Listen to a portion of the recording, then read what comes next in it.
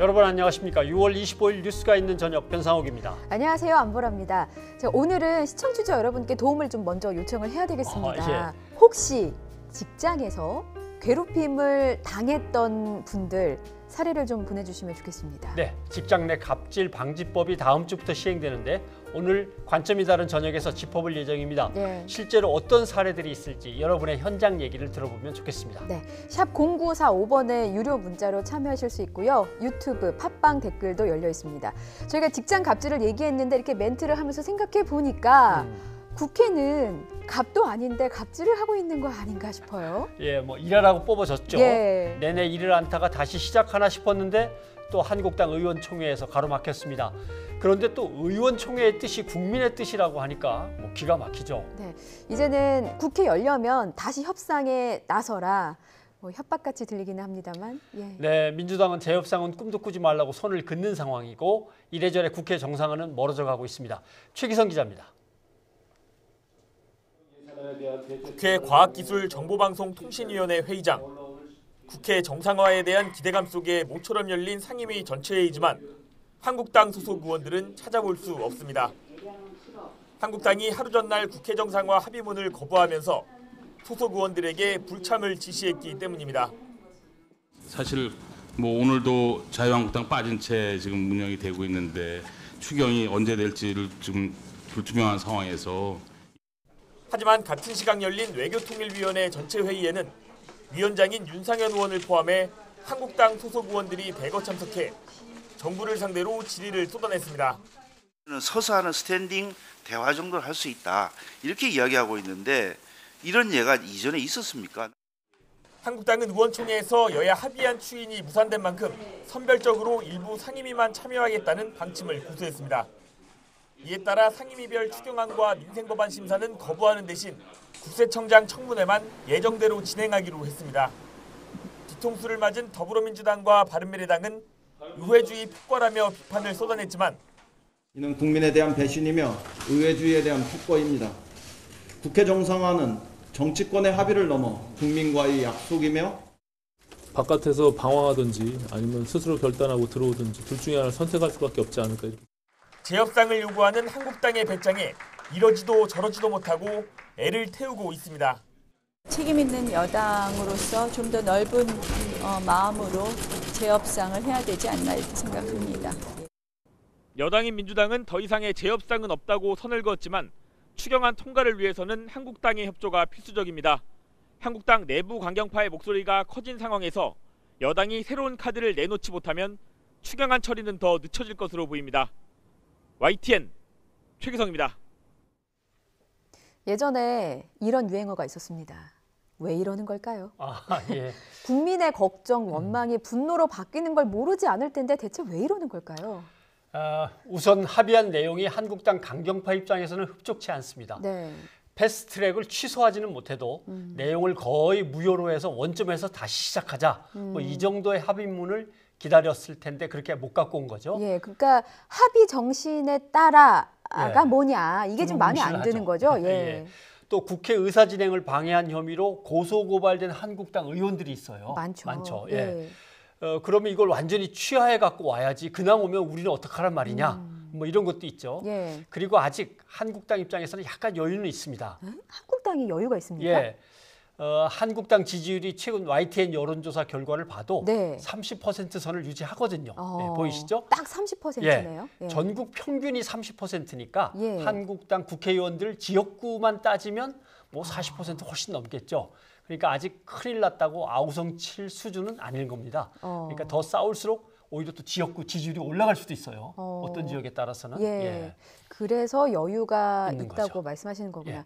그래도 저는 어떻게 2시간 만에 합의를 깰 수가 있나. 그럼 원내 예. 지도부하고 의원들하고 동상이몽을 했단 말인가 이런 생각이 들더라고요. 네, 그래서 뭐 당의 균열이 왔다 평가하기도 하는 건데요. 네. 또 원내대표가 합의를 해왔으면 이쯤에서 추인해 줍시다라고 이렇게 등을 떠밀어줄 당의 그 존경받는 원로들이 있어야 돼요. 예. 근데 그게 없는 거죠. 없으면 또 당 대표가 해야 되는데 글쎄 황교안 대표는 지금 뭐 좀 어려운 지경에 놓여 있긴 하지만 아직은 한국당의 진정한 리더가 되는 데는 거리가 있어 보입니다. 이 소식은 김주영 기자가 보도합니다. 자유한국당은 여야 3당이 진통 끝에 만든 정상화 합의문을 2시간 만에 뒤집었습니다. 의원들은 비공개 의총에서 지도부에 힘을 실어주자고 발언했지만 결과적으로 지도부는 원내 분위기를 제대로 읽지 못한 셈이 됐습니다. 지도부 신뢰에 좀 금이 갔다, 뭐 이렇게 봐야 될 것 같습니다.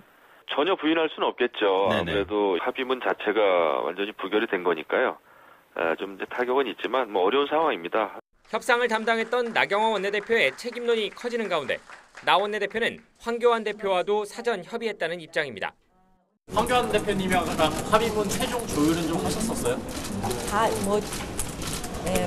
논의합니다. 네.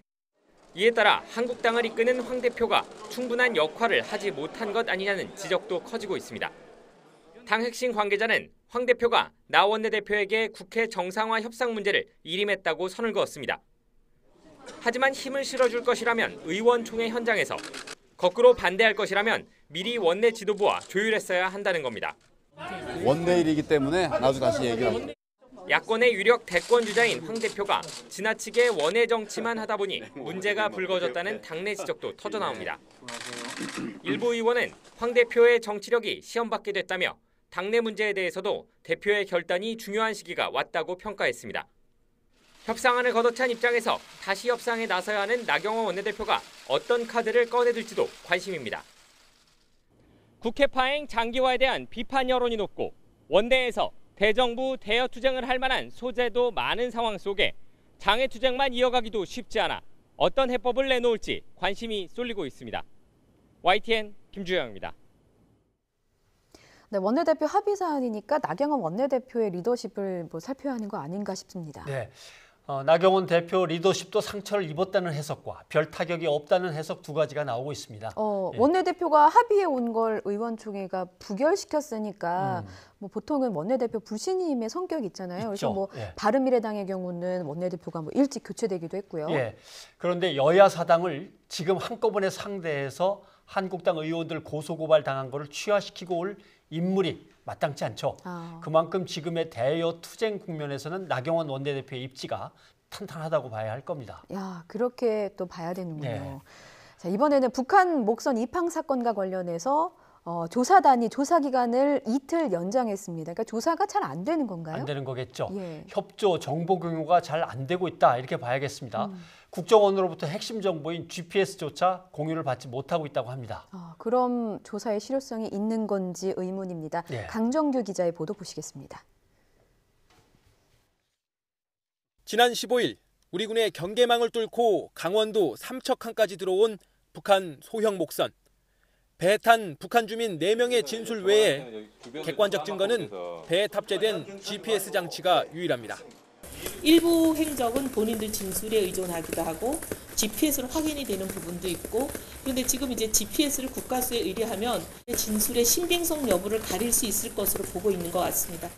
북한 목선의 시간대별 이동 경로를 추적할 수 있는 GPS는 경계 실패 원인을 규명할 핵심 정보이기도 합니다. 그러나 국방부 합동조사단은 북한 목선의 GPS 자료를 확보하지 못했습니다. 군 관계자는 국정원의 합동신문이 끝나지 않았고 GPS 정보도 분석 중인 것으로 안다며 조만간 자료 공유를 요청해보겠다고 말했습니다. 국방부 감사관을 필두로 모두 36명 규모인 합동조사단은 지난 20일부터 일주일 동안 경계 실패 원인을 규명할 계획이었습니다. 하지만 자료 수집에만 나흘을 쓰고 결국 활동 기간을 이틀 연장했습니다. 조사 범위도 포항의 해군 6항공전단으로 넓혔습니다. 우리 해군의 P3 초기기가 북한 목선 주변 4km까지 접근했다가 그냥 지나쳤다는 의혹을 확인하기 위한 조치로 풀이됩니다. 군 당국은 앞서 경계 작전에 문제가 없었다고 결론 내렸다가 의혹이 끊이지 않자 재조사에 나섰습니다.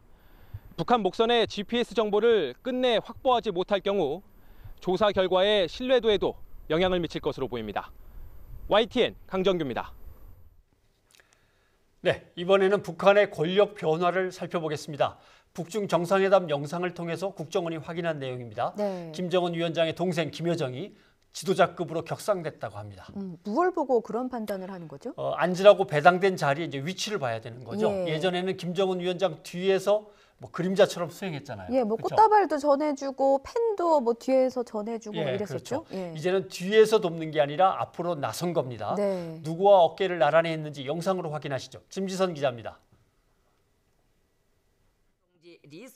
그동안 남북 북미 정상회담에서 오빠 김정은 위원장을 그림자 수행했던 김여정 선존선동부 제1부부장.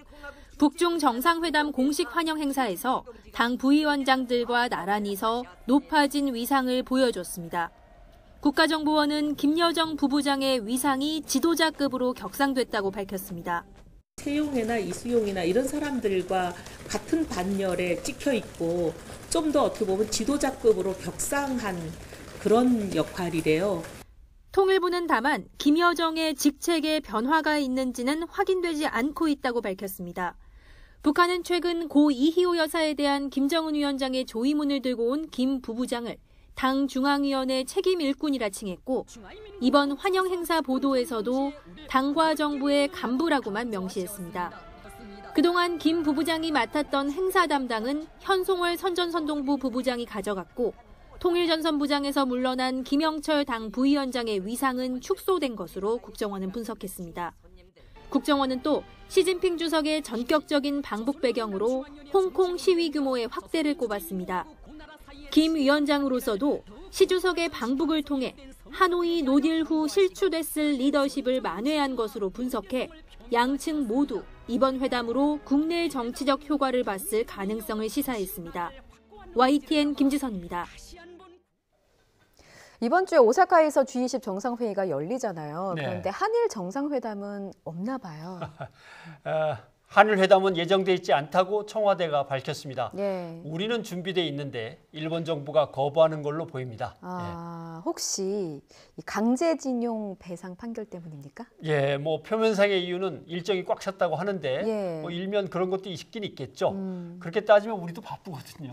바쁩니다. 뭐 당연히 만나야 될 두 정상인데 못 만나는 거 보면 예. 얼마나 그 중간에 낀 사연들이 많겠습니까? 이럴 때 요즘 젊은이들이 이런 말을 쓰더군요. 할만한. 할 말은 많지만 예. 하지 않겠다. 그렇습니다. 저도요. 김도원 기자입니다. 문재인 대통령은 지난달 아베 총리와의 정상회담을 희망한다고 밝혔습니다. 그때 그 일본을 방문하게 될 텐데 그 계기에 일본의 아베 총리와 회담을 할 수 있다면 그것은 뭐 좋은 일이라고 생각합니다. 문 대통령의 공개 제안인 만큼 성사에 대한 기대가 컸는데 결국 이번 G20 정상회의 기간에 한일 정상회담은 무산됐습니다. 청와대 고위 관계자는 우리는 항상 만날 준비가 돼 있지만 일본이 준비가 안 된 것 같다고 회담 결렬 배경을 설명했습니다. 일본 언론들은 아베 총리의 일정이 꽉 찼다는 이유를 배경으로 거론해왔지만 결국 우리 대법원의 강제징용 배상 판결 등 역사 문제가 원인입니다. 일본은 징용 배상 판결이 국제법상 있을 수 없다고 반발해왔고 우리 측이 지난주 내놓았던 한일 양국 기업의 기금 조성 방안도 즉시 거부했습니다. 이 같은 일본의 태도는 다음 달 있을 참의원 선거를 의식한 거라는 해석도 나옵니다. 역사 문제로 한국과 맞서는 모습을 보여주면서 지지층을 결집시키려는 의도라는 겁니다. 일본 정치 지도자들이 자꾸 이제 그 문제를 국내 정치적인 문제로 자꾸 이렇게 이제 다루기 때문에 이 과거세 문제가 우리의 이제 지향적인 발전에 발목을 잡는 일이 거듭되고 있다고 생각합니다. 청와대는 현장에서라도 일본이 만나자고 하면 우리는 언제든지 준비가 돼 있다고 밝혔지만 현실성은 높지 않아 보입니다. 문 대통령은 G20 정상회의 기간에 각각 지난주와 지난 4월 김정은 위원장을 만난 시진핑 중국 주석, 푸틴 러시아 대통령과 정상회담을 통해 비핵화대화 재개를 위한 의견을 나눌 예정입니다. G20 정상회의 직후엔 트럼프 미국 대통령이 방한해 한미 정상이 마주 앉습니다. 일본을 제외한 주변 4강과 이뤄지는 연쇄 정상회담을 통해 교착 상태인 비핵화 협상의 돌파구가 마련될지 주목됩니다. YTN 김도원입니다. 네, 강제징용 배상 판결과 관련해서는 강경화 외교부 장관의 발언을 전해드려야 될 것 같습니다. 네, 일본의 보복성 대응 조치가 나온다면 가만히 있을 수는 없다라고 밝혔습니다. 예, 이건 어디서 나온 발언이죠? 예, 국회에서 외교통일위원회 전체 회의가 있었는데요. 자유한국당 유기준 의원이 이렇게 물었습니다. 배상금 등 지급 과정에서 일본의 보복이 우려된다라는 물음이었는데요. 강 장관은 그런 상황이 발생하지 않도록 면밀히 준비하고 협의하고 있다고 답했습니다. 이번엔 3차 북미 정상회담 가능성을 짚어보겠습니다. 네, 청와대가 트럼프 대통령이 DMZ 방문을 검토하고 있다고 밝혔잖아요. 네. 그럼 잘하면 이제 곧 아마 당장은 그래도 아닐 겁니다. 한미 두 나라도 이번 방한 기간 북미 회담 계획은 없다고 밝혔고요. 예. 다만 올해 안에는 가능할 것이라는 분석이 힘을 얻고 있습니다. 그 이유는 뭘지 강태욱 기자가 설명해 드립니다. 미국 정부는 도널드 트럼프 대통령이 이번 방한 기간 김정은 북한 국무위원장과 만날 계획은 없다고 밝혔습니다. 미 행정부 고위 당국자는 트럼프 대통령이 문재인 대통령을 만나러 가는 것이라며 이를 확인했습니다. 북한에 대해 한미 동맹에 대해 논의할 것이고 이틀간 다뤄야 할 분야가 많다는 겁니다. 그런 만큼 따로 김정은 위원장을 만날 시간과 계획이 없다는 점을 분명히 했습니다. 하지만 최근의 편지 교환과 한미 정상 간 만남 등은 북미 대화 가능성을 높이고 있습니다. There's an interest from both parties to meet. There's incentive for President Trump to have some sort of engagement with North Korea and Kim Jong-un too. 3차 북미 정상회담과 관련해 올해 안에 성사돼야 한다는 주장까지 나오고 있습니다. 미국 의회의 친한파 모임을 이끌면서 한국 연구 모임 공동의장인 아미 베라 하원 의원은 한 포럼 기조연설을 통해 이같이 밝혔습니다. 내년에 미국 대선이 있는 데다 한국도 총선 등으로 정치 상황이 복잡해지기 때문에 올해가 적기라는 겁니다. 베라 의원은 다만 반드시 성과를 내야 하며 북미 대화를 위해 한국 정부가 노력해야 한다고 조언했습니다. I don't believe we can have a third summit dialogue between the United States and North Korea and walk away without some sort of victory. 한미 정부뿐만 아니라 각계에서 다양한 노력이 이루어지는 만큼 북미 협상이 교착 상태를 넘어 정상회담까지 이어질 수 있다는 기대가 나오고 있습니다. YTN 강태욱입니다.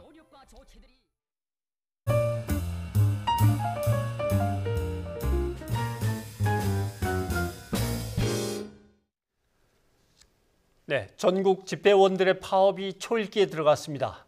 우정사업본부와 합의에 도달하지 못하면 다음 달 9일 노조가 총파업에 돌입합니다. 네, 초유의 우편 대란이 예상되는 상황입니다. 자세한 이야기는 전국 우정노동조합 이동호 위원장님 연결해서 들어보도록 하겠습니다. 위원장님 안녕하십니까? 예, 안녕하십니까. 네, 이동호입니다. 예, 우정노조 출범 60년 역사에서 처음으로 총파업을 앞두고 있다고 합니다. 총파업을 선포하기까지의 배경을 좀 간단하게 정리를 먼저 해주시죠. 뭐 잘 아시겠지만 집배원의 과로사가 심각합니다. 예. 10년 동안에 176명의 집배원이 사망하셨고 올해 들어서 9분이 사망하셨습니다. 예. 그리고 청와대에서 추진한 집배원 근로기준 추진단에서 집배원의 과로사를 해결하려면 집배원 2,000명을 증원해야 된다라고 합의를 했지만 지켜지지 않기 때문에 총파업에 갈 수밖에 없다는 생각입니다. 우정사업본부가 입장문을 냈습니다. 좀 살펴보면 다양한 방안을 제시하면서 그동안 우정노조와 수차례 마주 앉았다라고 했거든요. 그동안 어떤 방안이 나왔고 왜 합의가 안 됐던 건지도 궁금합니다. 그 합의사항을 못 지키는 이유는 그 경영이 악화돼서 집배인력을 늘릴 수 있는 예산이 없다라는 말만 지금 되풀이하고 있는 실정입니다. 예. 저희 입장에서는 반드시 합의사항을 이행하고 집배인력을 증원하기 때문에 받아들일 수 없다는 입장입니다. 예.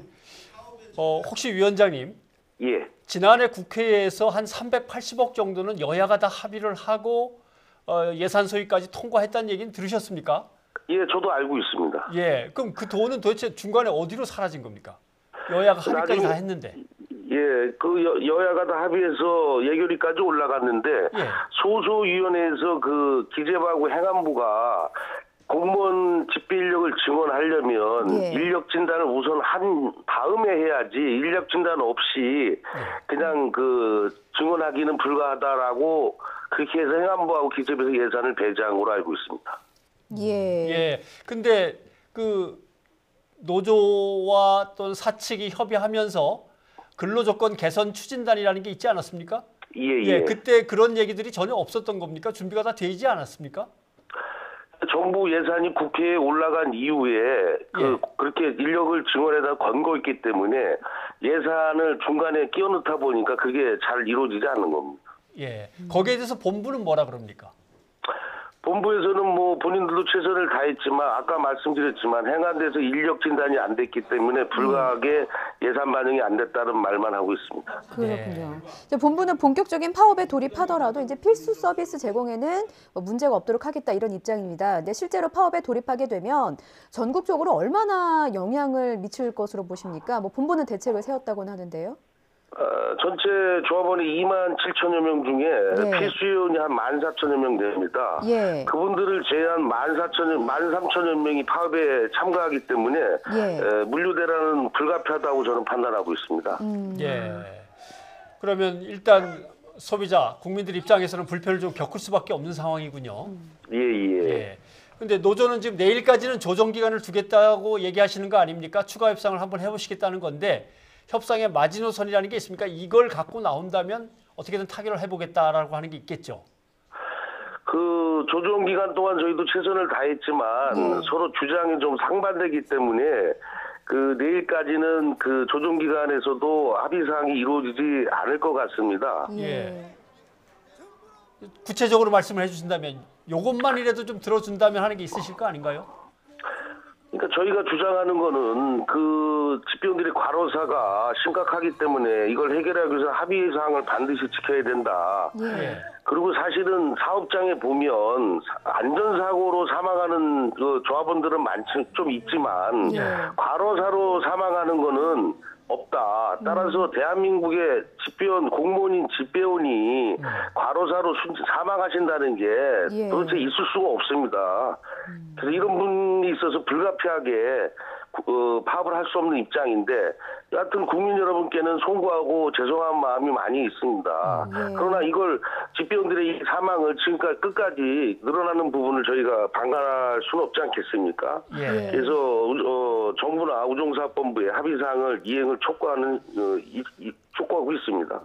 결국은 예산 배정되고 그 예산에 의해서 인력이 확충되고 그래서 주 5일 근무를 어떻게든 하고 토요일은 좀 쉴수라도 있으면 좋겠다. 그게 이제 이루어져야 되는 건데 그러려면은 뭐 국회든 행정부든 다 지원을 해줘야만 되는 상황이군요. 알겠습니다. 저 다음 달 9일, 그러니까 총파업을 예고한 게 다음 달 9일입니다. 만약에 총파업에 들어간다면 이후에 노조 측의 계획은 어떤 걸 잡고 계십니까? 제가 뭐 계획을 상세하게 말씀드릴 수는 없습니다. 다만 그 한 2주 기간이 남았기 때문에 우종노조 역시 협의하는 데 최선을 다해서 성실하게 임하도록 하겠습니다. 네, 알겠습니다. 이동우 위원장님 오늘 고맙습니다. 수고하셨습니다.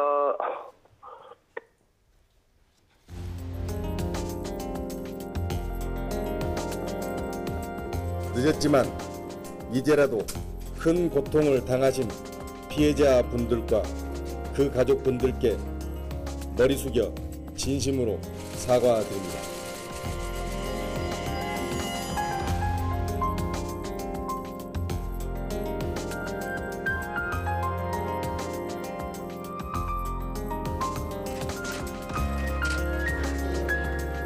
저희가 너무 늦게 찾아뵙고 사과 말씀 드리게 돼서 정말 죄송스럽고 송구스럽게 생각합니다.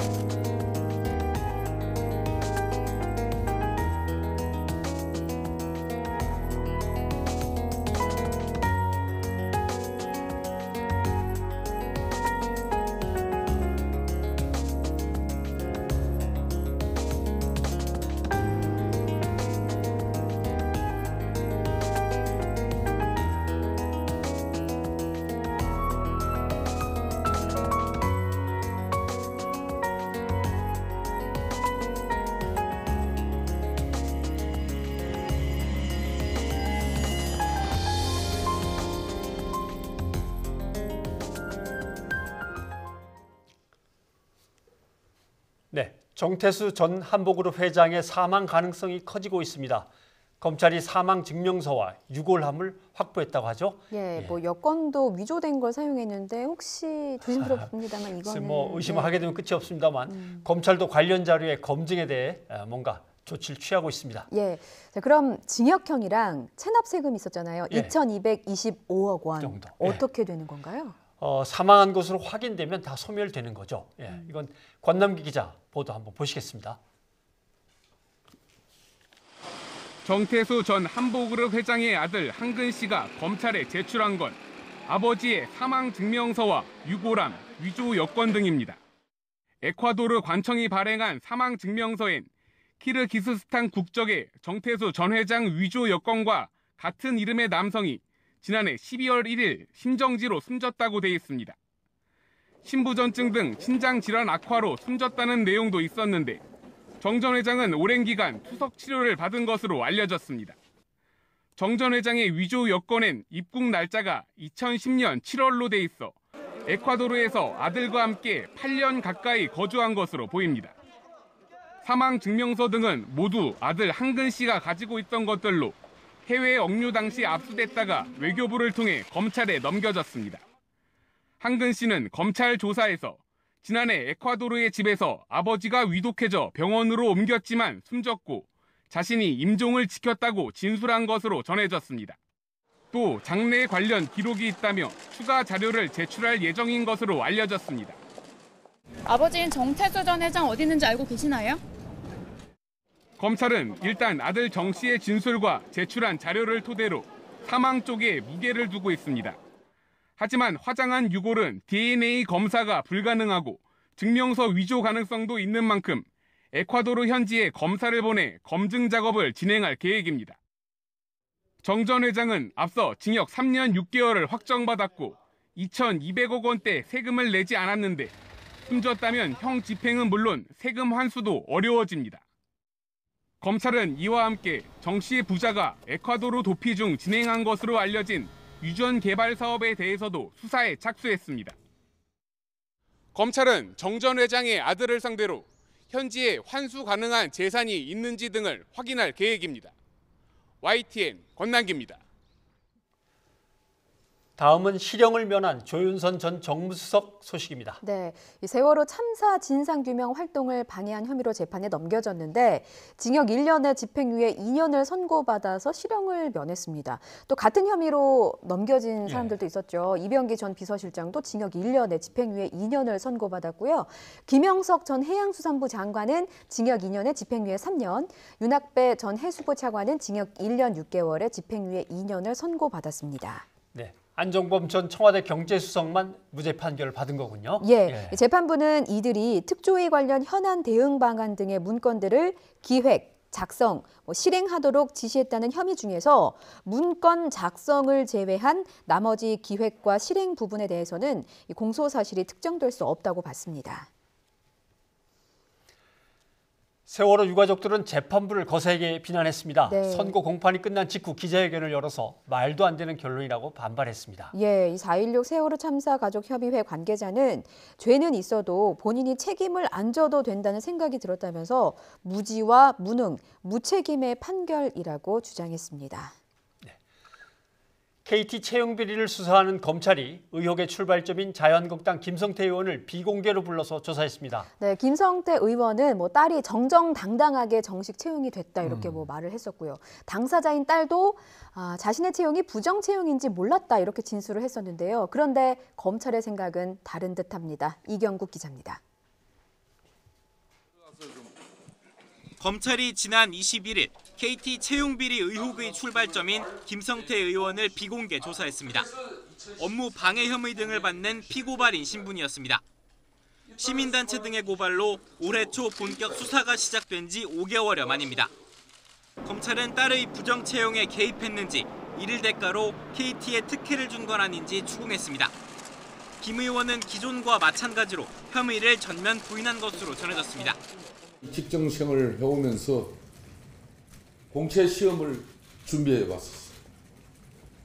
정정당당하게 정식으로 채용된 것이라는 점도 분명히 밝혔습니다. 김 의원의 딸은 2011년 KT에 계약직으로 입사한 뒤 이듬해 공채에 합격해 정규직이 됐습니다. 지난달 진행된 검찰 조사에서 김 의원에 따른 자신의 합격이 부정채용인지 몰랐다고 진술했습니다. 하지만 검찰 조사 결과 김 의원에 따른 입사 지원서도 내지 않고 서류 전형에서 합격 처리됐고 인성검사에서도 불합격 등급을 받았지만 나중에 합격으로 뒤바뀐 것으로 드러났습니다. 검찰 관계자는 김 의원에게 제3자 뇌물수수죄를 포함해 어떤 혐의를 적용할지 검토하고 있다면서 이르면 다음 달 안으로 김 의원의 기소 여부를 결정할 방침이라고 설명했습니다. 이석채 KT 전 회장과 서유열 전 사장 등은 유력 인사의 가족과 지인을 부정 채용한 혐의로 이미 구속돼 재판을 받고 있습니다. YTN 이강국입니다.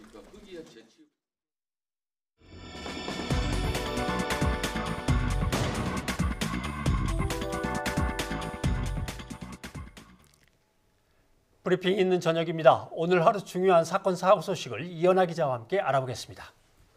예, 어서 오십시오. 안녕하십니까? 네, 자, 첫 소식 열어보십시다. 뭐죠? 네, 오늘 경찰이요.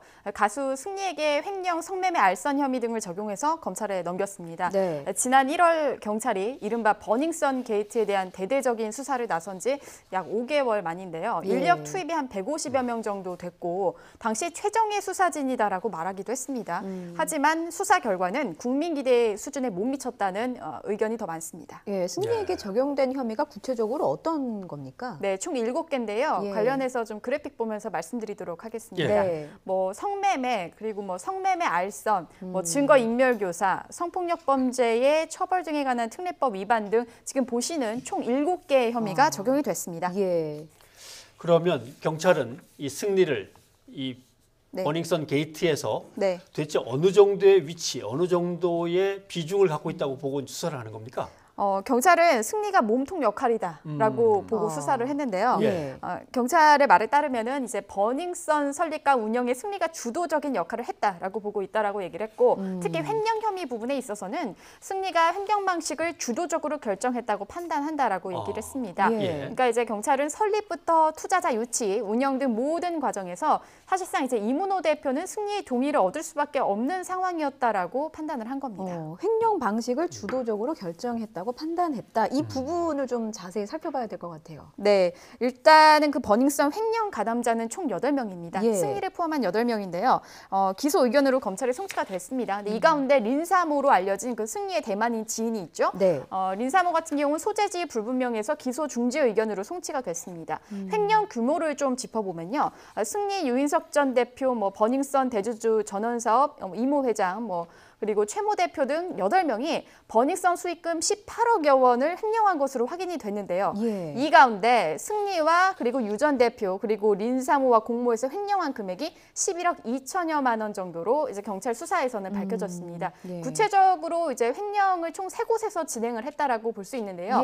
일단 이제 그래픽 보시면서 말씀을 드리면은 승리가 이제 유인석 전 대표와 대만인 투자자 린사모와 짜고서는 그 린사모 국내 가이드 겸 금고직인 안모 씨가 있습니다. 이 안모 씨가 관리하는 대포 통장을 활용해서 클럽 영업직업 MD를 고용한 것처럼 꾸미고 이 MD의 급여 명목으로 지금 첫 번째 보시는 그 5억 6,600만 원 정도를 횡령한 혐의를 받고 있고요. 두 번째, 이 몽키 뮤지엄은 강남 주점의 이름입니다. 그래서 승리와 유 전 대표가 이 몽키 뮤지엄의 브랜드 사용 명목으로 5억 2,800여만 원을 횡령했다라고 보고 있고, 마지막이 이제 개인 변호사비 명목으로 2,200만 원 정도를 빼돌린 혐의를 총 받고 있습니다. 그렇군요. 이번에는 성매매 알선 혐의도 좀 살펴보겠습니다. 성매매 알선 혐의가 적용될 그 사안들을 하나씩 짚어보자면 어떤 것들입니까? 네, 일단 먼저 첫 번째 2015년 12월부터 이제 말씀을 드릴 수 있는데요.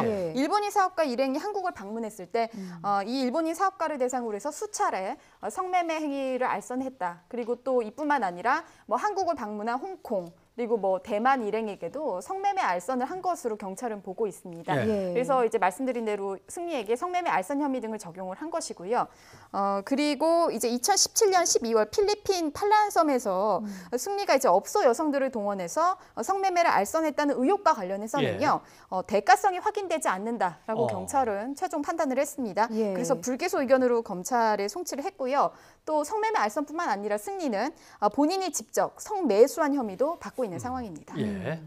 승리 단톡방에서 네. 윤모 총경 있었잖아요. 그렇죠. 그러니까 경찰총장으로 불린 윤모 총경은 어떻게 되고 있습니까? 네, 윤모 총경은요. 예. 직권 남용 권리 행사 방해 혐의로 해서 검찰에 넘겨졌습니다.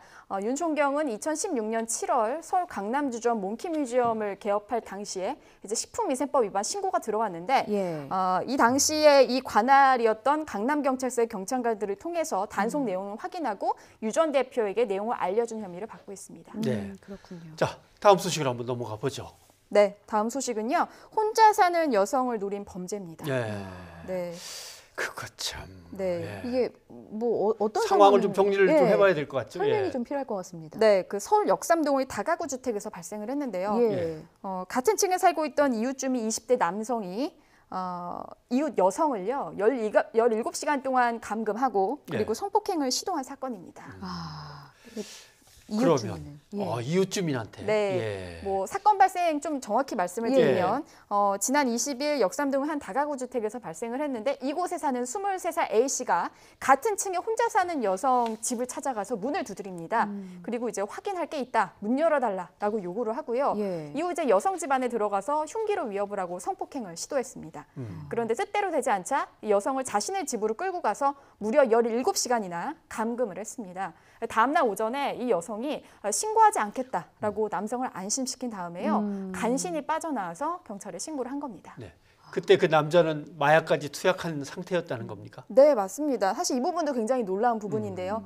여성이 극적인 탈출 후에 경찰에 신고를 했고 경찰이 이제 이 A 씨를 잡아서 조사를 했는데 마약 간이 시약 검사에서 필로폰 양성 반응이 나온 겁니다. 현재 이 사건 수사 중인 강남경찰서인데요. 주거 침입 강간 미수 혐의와 뭐 감금 협박, 마약 혐의 등으로 지금 구속된 상태입니다. 그러니까 옆집 여성이니까 이 여성이 혼자 살고 있다는 걸 알았을 거고 네. 마약까지 투약해서 범행을 저지른 상황이 너무나 충격적이네요. 맞습니다. 예. 이 마약이 어떻게 보면 이제 전문가들이 이야기하기를 뭐 텔레그램이나 뭐 이제 SNS 아니면 인터넷 등을 통해서 너무나 손쉽게 구할 수 있기 때문에 예. 투약자 급증과 직접적인 연관성이 있다라는 의견을 내고 있습니다. 예. 실제로 이제 경찰청의 그 통계 자료를 좀 보면요, 예. 필로폰 등 이제 마약류 유통사범 특별단속 딱 3개월 했는데 2,000명 넘게 검거가 됐습니다. 그리고 또 이 A 씨가 투약한 마약과 동일한 필로폰 같은 경우는 압수한 현황이 지금 보시면은 14,000g으로 집계가 되고 있는 상황입니다. 예. 근데 저도 이렇게 밤길을 가다 보면 예. 저까지 함께 좀 걸어가 달라든가 뒤에 누가 쫓아오는데 저희 집까지 가달라든가 이런 부탁을 몇 번 받아본 적이 있는데 그런가요? 예. 근데 어디에 사는 누군지를 알고 쫓아오는 거라면 예. 뭐 그것도 아무 소용이 없는 거잖아요. 그렇죠? 그렇죠. 저 혼자 사는 여성들은 정말 너무 불안합니다. 맞습니다. 그러니까 최근 들어서 사실 이제 주거진의 성범죄가 계속해서 좀 늘어나고 있는 상황인데요. 네. 아마 가장 많이 좀 아시는 사건 중 하나가 최근에 서울 신림동 강간미수 사건입니다. 예. 당시 이제 여성 집을 침입하려는 남성의 모습이 CCTV에 찍혀서 많은 사람들이 경악을 금치 못했었는데 예, 기억이 납니다. 당초 이제 이 사건 수사하던 관악경찰서는 원래 이 남성을 주거침입 혐의에서 주거침입 강간 미수 혐의를 적용을 했습니다. 예. 그런데 취재를 하면서 경찰청 통계를 봐도요, 실제로 뭐 수치가 만만치가 않습니다. 예. 주거 침입 강간 범죄가 130건이 넘고요. 그리고 뭐 주거 침입 강간 추행, 뭐 기타 강간 다 포함하면 300건이 넘습니다. 그리고 또 이제 2015년에는 334건, 2016년에는 342건으로 사실 300건 넘게 꾸준히 이런 부분의 범죄가 계속해서 발생을 하고 있기 때문에 예. 실효성 있는 대책이 필요하다라는 목소리가 높습니다. 네. 일단 이렇게 여러 명이 있는 이제 다가구 주택 네. 근처라든가 네. 특히 이제 여성들이 혼자서 살고 있는 그런 곳은 좀 환하게 불을 밝혔으면 좋겠다라는 것. 그다음에 비상 신고 전화도 좀 네. 촘촘히 좀 설치해주고 여러 가지 아무튼 말씀하신 대로 실효성 있는 대책이 있어야 될 것 같습니다. 네. 예, 이현아 기자 수고하셨습니다. 감사합니다. 네, 저희가 어제 한 잔도 안 된다, 한 모금도 안 된다 이렇게 강조를 해드렸는데 네. 출근길에 방심하신 분들이 많았던 것 같습니다. 곳곳에서 숙취 운전이 적발됐습니다. 그러니까 어제 한 잔하고 푹 잤으니까 이것도 이제 조심하셔야 되는 거죠. 예. 정말 조심하셔야 됩니다. 예. 예. 전날 마셨다고 뭐 괜찮겠지 생각하다가는 그러면 출근길에 큰 코 다치실 수 있습니다. 맞아요. 예. 송재인 기자입니다. 출근 차량이 늘어선 이른 아침 음주 단속이 한창입니다. 처벌 기준이 강화된 첫날을 맞아 경찰이 이른바 숙취운전 단속에 나선 겁니다. 안녕하세요. 안녕하십니까. 단속이 시작된 지 불과 40분 만에 숙취 운전자가 적발됩니다. 혈중 알코올 농도는 0.037%. 이 수치는 면허 정지에 해당되시는 수치입니다. 전날까지라면 훈방됐겠지만 0.05에서 0.03으로 기준이 강화되면서 운전자는 면허 정지 처분을 받았습니다. 술이 좀 덜 깼다고 생각을 했는데 솔직히 말하면 여기서 할 줄은 몰랐어요. 앞서 경찰은 제2윤창호법 시행 시점인 자정을 기해 전국 곳곳에서 단속을 벌였습니다. 언론을 통해 예고됐는데도 간 큰 운전자들이 잇따라 적발됐습니다. 변명도 가지가지입니다. 침 먹고 막 나오는 길이었으니까 제가 술을 못 마셔서 더 그런 걸 수도 있는 것 같아요. 첫잔 한 잔 마시고 중간에 한번 예의상으로 한번 마시고 마지막에 헤어진다고 나 집에 가면 보내달라고 해서 3잔 마셨어요. 제2윤창호법 시행 첫날 아침까지 음주 단속에 걸린 사람은 모두 153명에 달합니다. 이 가운데 32명은 이전이라면 면허 정지 처분을 받았겠지만 취소 처분 기준이 0.1에서 0.08로 기준이 바뀌면서 더 큰 처벌을 받게 됐습니다. 앞으로는 그 음주 단속 기준이 강화돼가지고 처벌이 더 강화되니까는 운전자들께서는 그 술을 드시면 꼭 유의해 주시기 바랍니다. 경찰은 오는 8월 24일까지 2달 동안 음주운전 특별 단속을 이어갈 예정입니다. 집중 단속 시간은 밤 10시부터 새벽 4시 사이, 식당 주변에서는 30분마다 꼼꼼하게 단속하는 만큼 술을 마셨다면 운전대를 잡지 말아야 합니다. YTN 송재인입니다. 네, 정말 곤란하죠. 왜냐하면 자기만 다치는 게 아니라 네. 남을 다치게 할 수 있고 다른 차량과 부딪힐 수 있으면 그 차량에 탄 사람, 근데 그 차량이 여러 명이 탄다. 예. 버스다. 뭐 이러면 그건 정말 감당하기 어려운 범죄에 속합니다. 네, 숙취 운전도 꼭 조심하시기 바랍니다. 네. 다음 소식입니다. 주한미군 미국 대사관에 차량이 돌진했습니다. 그런데 그 차량에 소형 가스통이 실려 있었다고 합니다. 예, 이 소형 가스통 수십 개가 발견이 됐습니다. 오늘 오후 5시 50분쯤에 있었던 일인데 그 화면으로 빨간 동그라미 표시가 돼 있죠. 예, 저 흰 차량입니다. 흰색 차량이 서울 종로에 있는 미국 대사관의 정문을 들이받은 겁니다. 경찰 관계자는 이 세종 로터리 2차로를 달리던 승용차가 갑자기 우회전을 해서 대사관 정문 쪽으로 돌진을 했다고 해요. 운전자가 40살 박모 씨인데 현장에서 체포됐습니다. 지금 경찰이 왜 그런 건지 정확한 경위를 조사하고 있다고 합니다. 이번엔 광화문 강정으로 가보겠습니다.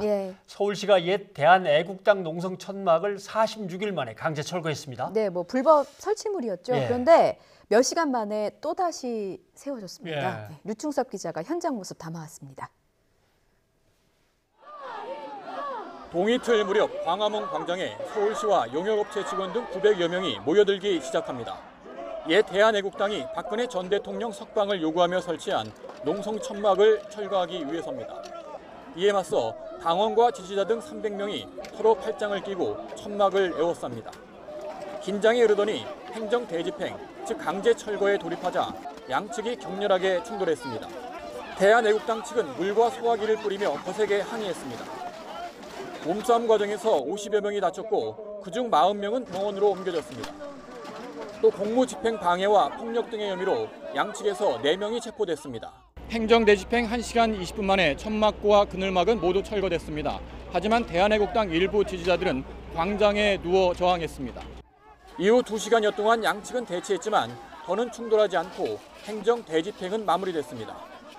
이로써 지난달 10일 무단 설치된 천막은 46일 만에 철거됐습니다. 최근 우리 공화당으로 당명을 바꾼 대한애국당 측은 행정 집행을 맹비난했습니다. 저렇게 많이 다친 것은 사람들이 안에 누워 있는데 거기서 그냥 뜯어버렸잖아요. 나무에 찍혀가지고 저렇게 다친 거예요. 그러니까 이것은 법적 조치하겠습니다. 서울시는 법에 따라 광장을 시민에게 돌려주기 위한 불가피한 조치라고 밝혔습니다. 불법 시설물을 철거하는 게 저희 오늘 목적이었습니다. 그래서 대부분의 불법 시설물은 철거가 됐고 앞으로 이 광화문 광장은 누구든지 자유롭게 쉴 수 있고 즐길 수 있는 그런 광장으로 만들려고 합니다. 또 철거 비용 2억 원을 옛 대한애국당에 청구하고 광장을 무단으로 점거한 데 따른 변상금도 별도로 부과하기로 했습니다. 대한애국당은 그러나 철거 몇 시간 뒤 광화문 광장에 천막을 새로 설치하고 농성을 재개해 양측 갈등은 풀리지 않고 있습니다. YTN 이충섭입니다.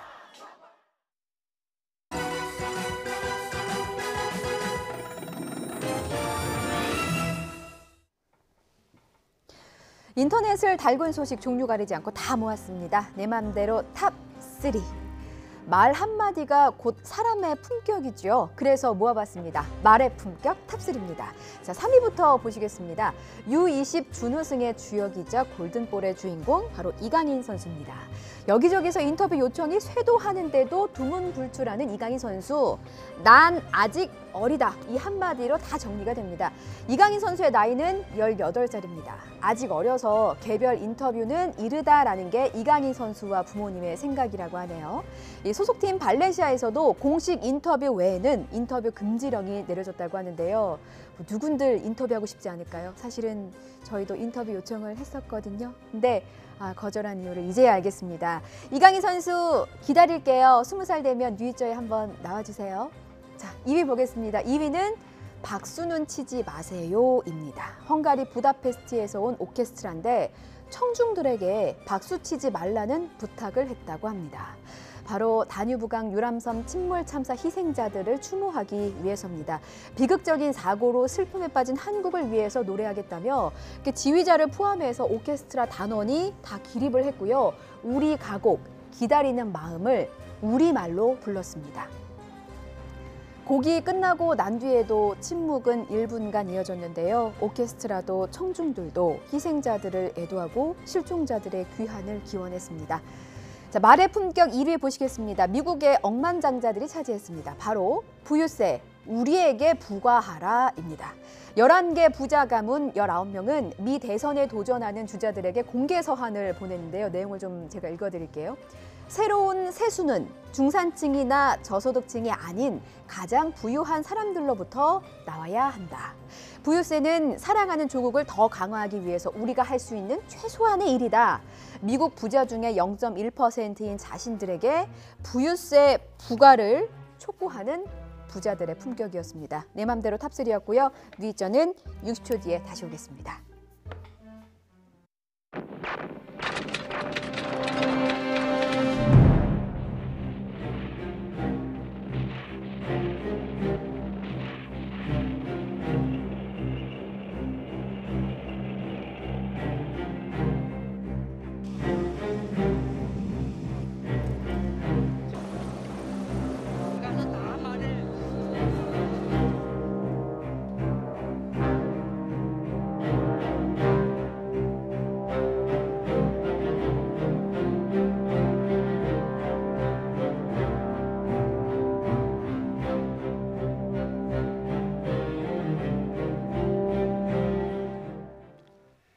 네, 지워질 수 없고 지워지지 않는 아픔입니다. 조금이나마 위로가 될 수 있을까요? 오늘 북녘땅이 보이는 임진각에서는 한반도 평화를 기원하는 대규모 미사가 열렸습니다. 네, 천주교 신자 2만 명이 운집했습니다. 임진각에서 전국 규모의 미사가 봉헌된 건 8년 만입니다. 이교준 기자입니다. 이제 한반도 평화기원 미사가 시작됩니다. 입당 성가가 울려 퍼지는 가운데 주교단이 평화를 위한 기도의 상징인 파티마 성모상을 앞세워 입장합니다. 한반도의 평화 통일을 기원하는 한마음으로 모인 신자들이 임진각 평화누리공원을 가득 메웠습니다. 강론에 나선 김희중 대주교는 이달 말 한미 정상회담과 한국전쟁 70주년을 맞는 내년을 향한 기대와 소망을 나타냈습니다. 분단의 아픔에서 벗어나 종전협정과 평화협정을 체결하여 새로운 일치와 평화의 시대를 여는 은총의 온년이 되기를 간절히 기도합니다. 염수정 추기경의 주례로 진행된 미사에는 전국의 사제단과 수도회 등에서 2만여 명이 참석한 것으로 추산됩니다. 임진각에서 전국 단위의 평화기원 미사가 열린 것은 지난 2011년 이후 처음입니다. 천주교가 북녘 땅에서 가까운 임진각에서 8년 만에 대규모 미사를 연 데에는 최근 교착 상태에 빠진 남북 관계가 조속히 개선되길 바라는 간절한 염원이 담겨 있습니다. 미사를 주관한 주교회 민족화위원회는 남북 정부 관계자와 국제사회, 국민과 신자들을 향한 호소문을 발표했습니다. 69년 전 체험했던 공멸의 시간으로 되돌아가선 안 됩니다. 남북 대화가 적극적으로 이루어질 수 있도록 우리 국민이 힘을 모아야 합니다. 문재인 대통령은 김용삼 문체부 제1차관이 대독한 축사를 통해 한반도의 평화가 완성되는 날까지 국민들과 함께 두려워하지 않고 계속 만나고 대화를 하겠다고 다짐했습니다. 미사에 앞서 록그룹 부활과 수원 가톨릭 소년소녀 합창단이 참여한 평화음악회가 열려 한반도 평화와 일치를 향한 열망을 함께 나눴습니다. YTN 이교준입니다. 미국 트럼프 대통령이 이란 추가 제재에 나섰습니다. 수십억 달러의 자산을 동결했는데 이유가 뭔가요? 네, 이란의 최고 지도자 하메네이를 겨냥한 것이라고 미국은 밝히고 있습니다. 예. 이게 어떤 의미인지는 이동호 기자의 보도를 보시고 난 뒤에 이야기를 이어나가도록 하죠. 이란의 미군 무인기 격추에 보복 공격을 준비했던 트럼프 미국 대통령이 이란에 대한 추가 제재안에 서명하면서 이번 조치는 이란 최고 지도자를 겨냥한 것이라고 강조했습니다. The assets of Ayatollah Khomeini and his office will not be spared from the sanctions. These measures represent a strong and proportionate response to Iran's increasingly provocative action. 미국 정부가 이란 최고 지도자 하메네이를 제재 대상 명단에 올린 것은 이란 정부의 합법성과 주권은 물론 통치 체제 자체를 부정한다는 의미로 풀이됩니다. 신정일치 국가인 이란에서 최고 지도자는 권력의 정점일 뿐 아니라 신의 대리인이기 때문입니다. 이번 조치로 이란의 자산 수십억 달러를 추가로 동결할 것이고 이는 이란에 상당한 고통을 안길 것이라고 문우신 재무장관은 전망했습니다. We've literally locked up tens and tens of billions of dollars. These sanctions will come along with additional entities where people are hiding money. So no, these sanctions are highly effective.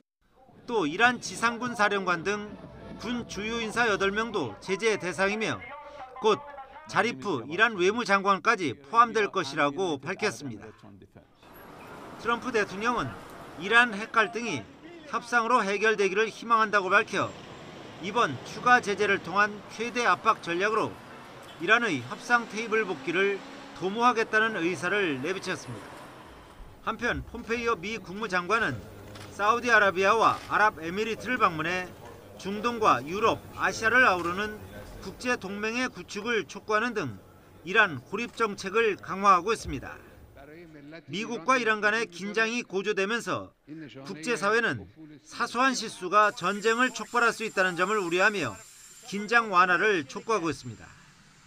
YTN 이동호입니다. 네, 미국은 이란의 최고 지도자를 제재하겠다고 하고 이란은 뭐 어딜 감히 뭐 이런 반응인데 예. 이란의 최고 지도자가 누굽니까? 복잡한데 이란은 회교 공화국입니다. 이슬라믹 리퍼블릭 오브 이란 이렇게 돼 있죠. 공화국이니까 헌법이 있습니다. 네. 헌법 밑에 대통령의 행정부, 국회, 사법부가 있는 건 우리하고 비슷하죠. 그런데 헌법을 관장하는 헌법수호위원회가 그 위에 또 있습니다. 우리도 헌법재판소 있잖아요. 우리하고 좀 다르죠. 헌법수호위원회가 예. 대통령의 후보 자격, 국회의원 후보의 자격을 다 심의합니다. 그러니까 정치 지도자들에 대한 인사심의 권한이 있는 거죠. 여길 통과해야 정치 지도자로서 선거에 출마할 수가 있는 거죠. 예. 거기에 법안 최종 승인 권한도 있고 선거 감독 권한, 선거가 잘 치러졌다는 최종 승인 권한도 헌법수호위원회가 갖고 있습니다. 와, 대체 몇 개의 허들을 넘어야 되는 겁니까? 일단 예. 권한이 뭐 어마어마하네요. 예, 그림에 보시죠. 근데 헌법수호위원회에 또 하나 기구가 위에 더 있습니다. 더 센 거죠. 예. 이거는 이슬람 종교 지도자 회의 또는 이슬람 율법 지도자 회의라고 부르는 건데 예. 헌법이 이슬람 율법에 맞는지를 또 감독하는 겁니다. 예. 그러니까 이 기구가 사실상 헌법이 율법에 배치되거나 잘못 운영되지 않는지 감독하는 기구니까 예. 엄청 센데 군대도 갖고 있습니다. 육해 공군을 따로 갖고 있습니다. 군대를 갖고 있습니까? 예, 그러니까 행정부가 갖고 있는 군과 경찰이 따로 있고 예. 이슬람 종교 지도자 회의 밑에 있는 군이 따로 있고 예. 이게 이란의 최고 정예 부대인 혁명 수비대입니다. 예, 이 혁명 수비대가 또 유전도 관리합니다. 재산을 관리해요. 그러니까 아까 보시면 장군들 이름이 자꾸 나오죠. 예. 재산 제재하는데 장군들이 다 갖고 있는 겁니다. 그래서 헌법위원회와 헌법을 감독하는 이슬람 율법회의를 지배하는 사람이 라흐바르라고 하는 최고 지도자인데 예. 지금 라흐바르는 하메네이라고 하는 사람인 거죠.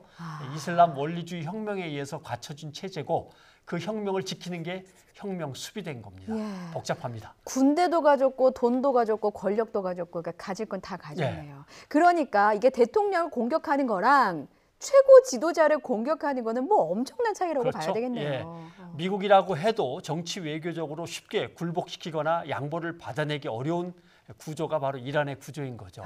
그래서 유엔 안보리가 중재에 나선 겁니까? 네. 그러니까 미국과 이란의 즉각적인 대화를 촉구했거든요. 네, 안전보장이사회는 이제 긴급 회의를 열고 걸프만에서의 군사 충돌을 우려하면서 평화적인 해결을 촉구하는 언론 성명도 발표를 했습니다. 기정훈 기자가 보도를 합니다.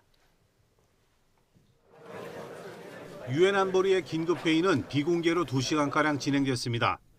상임, 비상임 이사국들은 걸프만 긴장의 당사국들이 최대한의 자제력을 발휘해야 한다는 데 의견을 모았습니다. 언론 성명도 만장일치로 채택했습니다.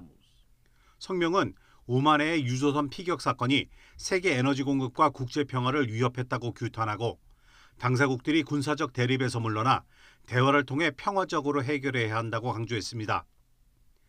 안보리 성명은 유조선 공격의 주체로 이란을 적시하진 않았지만 미국 측은 다른 가능성은 없다고 일축했습니다. This leads us to the conclusion that a sophisticated state actor was responsible for these attacks, a conclusion the UAE, Saudi Arabia, and Norway also reached. The only state actor with the capabilities and the motive to carry out these attacks is Iran. There is no other credible explanation. 무인기의 영공 침해 주장에 대해서도 영공과 비행 정보 구역은 다르다면서 이란이 거짓말을 하고 있다고 주장했습니다. 이란은 영공을 침범당한 당사국으로서 안보리 회의 참석을 요청했지만 거부당했다며 별도 기자회견을 갖고 항의했습니다. 그러면서 위협하고 있는 사람과 대화를 시작할 수 없다면서 미국은 이란 국민에 대한 경제적 전쟁을 멈추라고 주장했습니다. We want neither war nor an escalation of tension in the Persian Gulf region. But certain circles from inside and outside of the region, through dangerous acts, are attempting to escalate the tensions. 안보리에선 오는 26일 이란 핵 합의 문제를 논의하는 회의가 예정돼 있어서 걸프만의 위기 상황이 또다시 논의될 것으로 보입니다. YTN 기정훈입니다.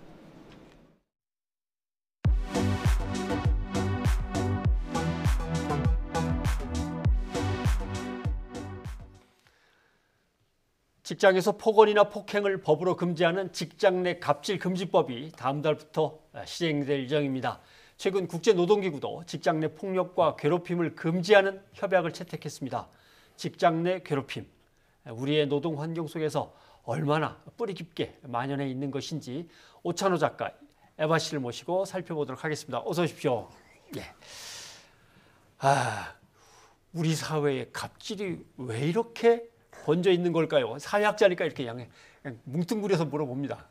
이제 갑질은 굉장히 오래전부터 있어 왔죠. 근데 갑질을 갑질이라고 하지 않았던 거죠. 이제 그거를 지금까지 무엇이라고 했냐면 뭐라고 그랬죠? 이제 카리스마 있는 리더십 이런 식으로 포장을 해왔어요. 그래서 지금 사실상 보면 뭐 회식을 강요한다든가 혹은 이제 뭐 따돌림이라든가 이런 것이 상급자에게 허용된 조직 관리의 어떤 방법처럼 그래서 사실상 어떤 과정의 비상식성을 감안하더라도 목표만 달성을 하면 아주 이제 뭐 리더십이 있는 것으로 포장되어 온 역사가 아주 길었습니다. 어떻게든 서울만 가면 된다. 근데 리더십이라고도 안 부르고 저 초창기 직장 생활 때는 군기가 잘 들었어 뭐 이렇게도 표현을 했었거든요. 그러니까 그런 분위기 속에서 이제 문제 제기를 하는 사람들은 사회생활 못하는 사람, 유난 떠는 사람, 조직 생활에 적응하지 못하는 자 이런 역사 속에서 갑질이 아닌 것처럼 둔갑된 역사가 굉장히 길었던 거죠.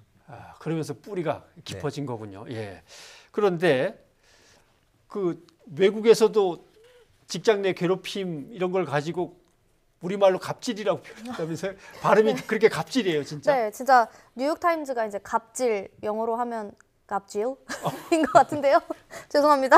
이 단어를 이제 한국어 표현 그대로 소개를 하면서 과거에 영주처럼 임원들이 부하 직원이나 하도급 업자를 다루는 행위라고 이렇게 그 의미를 설명하고 있는데 저도 이제 검색을 해보니까 러시아어에서도 이 갑질이라는 단어를 정말 갑질 이렇게 쓰고 그거를 이제 그게 무엇인지는 덧붙여서 설명을 하고 있습니다. 약간 재벌 그런 단어처럼 이게 이렇게 굳혀졌나 봅니다. 예. 이걸 또 잘하는 사람은 또 능력 있는 지휘관 또는 능력 있는 상사라고 이제 얘기를 했을 테니까. 예. 영어 발음과 러시아 발음을 한번 해보려고 했는데 도저히 안 될까 생각합니다. 예. 근데 국제노동기구에서도 문제가 되고 했다는 것은 다른 나라에도 다 있다는 거 아닙니까? 그렇습니다. 사실 이 프랑스에서 예. 이 직장 내 괴롭힘이 일찍이 대두가 되었는데요. 1998년 그 비물리적인 직장 내 괴롭힘을 이르는 이른바 심리적 괴롭힘, 이게 프랑스어로 아르셀몽이라는 용어가 사회적으로 이제 주목을 받게 됐는데요. 프랑스의 직장 갑질 형태로는 뭐 하급 직원에게 커피를 쏟는다거나, 그리고 뭐 비행기에서 소변을 본다거나, 그리고 또 최근에 이제 미투 캠페인이 시작된 이후로 예. 이 성희롱 자체가 주요 이슈가 되고 있다고 합니다. 사실 예. 러시아에서도 이 성희롱, 직장 내 성희롱이 사실 좀 많이 문제가 되고 있습니다. 네. 직장 내에서의 괴롭힘 방지법 이제 7월 중순부터는 시행이 된다고 하는 건데 법의 내용이 어떻게 되는지 좀 소개를 해주시죠. 개정된 근로기준법은 이제 사용자 또는 근로자가 어떤 자기의 지위나 어떤 관계적 우위를 이용을 해가지고 업무의 적정 범위를 넘어서서 근로자에게 어떤 고통을 주는 모든 행동에 관한 이야기를 담고 있습니다. 그런데 지금까지 이런 것들이 이제 없었던 건 아니죠. 뭐 고발을 하고 하면 됐는데 지금까지는 이제 피해자가 굉장히 이제 뭐 민사소송을 건다든가 공권력에 의존을 해야 된다가 그런 상황이었다면 지금은 이제 어떤 식으로 좀 변화가 되냐면 그 감사팀 같은 경우를 생각하시면 돼요. 횡령 같은 것이 발생했을 때 감사팀에 신고하면 되게 좋아하거든요. 그렇죠.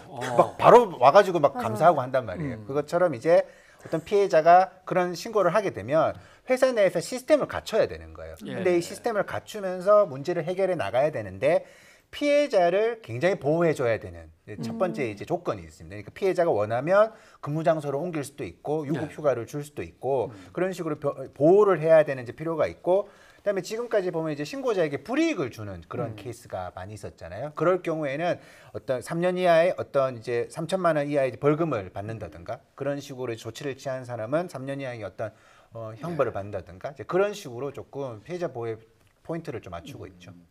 이게 작업을 하다 보면 어떤 밀폐된 딱 자기들만의 공간이 이제 생기기도 하거든요. 한번 어떤 경우를 봤냐면 그 일을 맡은 그 사람은 문제가 있는데 괴롭힘을 자꾸 이제 여러 사람한테 괴롭혀서 그 자리에 근무할 수밖에 없고 괴롭힘을 당한 사람은 다른 데 보낼래야 그 사람이 갖고 있는 전문 기술 때문에 또 거기에 일할 수밖에 없고 막 이런 어려운 경우도 있더라고요. 어떻게 생각하십니까? 얼마 정도 효과가 있을 것 같은가 이렇게 딱 법으로 하고 시스템을 갖춘다. 근데 이제 시작을 하면 굉장히 논란이 많이 이루어지겠죠. 왜냐하면 직장에서의 지위나 관계에서의 우위라는 것이 상사와 부하의 관계만을 뜻하는 게 아니거든요. 인종, 성별, 뭐 지역성 모든 게 다 들어가 있거든요. 그렇기 때문에 동급 어떤 동기 팀장들 사이에서도 갑질이 가능한 거죠. 그런 측면들을 우리 사회가 좀 이렇게 예민하게 걸러내기에는 아직 감수성이 부족하기 때문에 이런 논란이 이루어질 수가 있고, 그다음에 업무상 적정 범위라는 것도 굉장히 문제가 많죠. 선배가 후배를 가르치고 싶은데 자꾸 가르치려고 하면 갑질이냐 그렇게 해버리면 그 조직 사회가 굉장히 이제 문제가 되겠죠. 근데 이제 여러 가지 논란이 되겠지만 이제 포인트는 지금까지는 고용되는 사람이 알아서 다 해야 되는 거였어요. 근데 이제는 고용하는 사람이 관리하는 사람이 신경을 써야 되는 것들이 많아졌다. 그런 측면에서는 좀 긍정적으로 볼 필요가 있죠. 네. 하하. 이제는 고용한 사람이 책임지고 관리를 하라. 이제 이렇게 되는 거군요. 근데 해외의 경우 어떤 예방책 또는 뭐 이걸 갖다 처리하는 그 매뉴얼 뭐 이런 것들이 있을 거 아닙니까? 사실 이 유럽에서는 한국보다 더 먼저 더 일찍이 그 법으로 직장 내 괴롭힘을 규정을 했는데요. 스웨덴에서는 1990년대 후반부터 이제 직장 내 괴롭힘을 규율하기 위해서 직장 내 괴롭힘 조례를 만들어서 이제 관련 행위를 금지하고 있고, 또 폴란드 노동법에서는 이제 근로자에게 직업 적합성을 다시 생각하게 하면서 이제 굴욕감과 곤란함, 고립과 격리 등을 유발하는 행위를 이제 직장 내 괴롭힘이라고 정의를 하고 또한 이것도 금지하고 있습니다. 뭐 제도를 복잡하게 만들면 만들수록 잘 돼 있는 것 같지만 또 어떻게 보면 너무 험하게 느껴질 때도 있어서 결국은 인권에 대한 의식 감수성 또는 성에 대한 감수성 뭐 이런 것들이 갖춰지면 좋은데 결국 이거 문화란 말이죠. 그 어떻게 이런 문화를 갖다 빨리 전파할 수 있을지 자리 잡게 할 수 있을지. 그 관련된 강의를 기업에 가면 막 저한테 오 작가 요즘 세상 모르고 그런 소리 하지 말라고, 요즘은 함부로 말도 못하고 회식에서도 함부로 하다 큰일 나 그러면서 요즘 진짜 직장 하기 너무 힘들어 막 그러면서 이런 변화에 대해서 굉장히 불편해하시는 분들이 계신단 말이에요. 그런데 이런 생각을 좀 가질 필요가 있죠. 원래 사람은 사람에게 함부로 해서는 안 되거든요. 그래서 함부로 못 한다고 하면 아우 짜증나 이제 그런 말씀하시는데 우리가 지금까지 조직 문화 자체가 너무 이제 좀 천편일률적으로 성과 위주로 흘러왔다라는 거죠. 예. 그런 전환점에서 이제 기존의 어떤 간성적인 어떤 버릇들이 조금 달라질 때 우리가 이것을 조금 지혜롭게 받아들여야 될 것 같아요. 예. 내가 참 할 수 없이 내가 진짜 그냥 참는다 하면서 어쩔 수 없이 응하는 것보다는 뭔가 자발적으로 이제 자기 의식도 좀 변화해야죠. 예. 자, 오 작가님, 에바 씨 고맙습니다. 네, 저희 샵 0945번 그리고 유튜브 팟빵으로 시청자 여러분의 의견 받았는데요. 소개를 좀 해드리겠습니다. 문자부터 좀 갈까요? 예. 3352님, 전국 불안과 국론이 분열되고 있는 지금 이 시대 69년 전 오늘 그 사태가 일어난다면 어찌 되었을까라고 상상하니 정말 섬뜩합니다. 네. 예, 라고 문자 주셨네요. 예, 6.25 전쟁 발발 69주년을 맞아서 뭔가 다 같이 똘똘 뭉쳐서 하나가 되어야지 이래 갖고는 되겠냐 이런 말씀인 것 같습니다. 네, 2236님은 음주운전 관련해서 연락 주셨습니다. 운전자와 보행자를 위해서 음주운전 절대 안 됩니다. 라고 주셨고요. 유튜브에서도 의견이 올라왔네요. 도그캣님? 예. 아마 반려동물들을 좋아하시는 분인가 보네. 그럼 술 먹으면 운전대를 잡으면 안 돼. 지극히 상식인데 이렇게 상식인데 상식을 지키지 않은 분들이 또 너무 많으니까 이런 문제점들이 불거지는 것이죠. 너무나 당연한 얘기인데 뭘 그러냐는 것 같습니다. 우정노조 파업과 관련해서도 유튜브를 통해서 의견이 들어왔는데 OCS0713님 집배원들 노동 강도 살인적입니다 라는 의견 주셨고요. 푸른바다님도 과로소할 정도면 인원 보충 좀 해야겠습니다라고 의견 주셨습니다. 네. 또 8088님은 저희 뉴이저 작가한테 우리 작가님한테 보낸 거예요? 황교안 대표 한번 초청해서 인터뷰했으면 하는 바람입니다. 뭐 오시면 뭐 환영입니다. 황 대표님 뉴이저 한번 나와주십시오.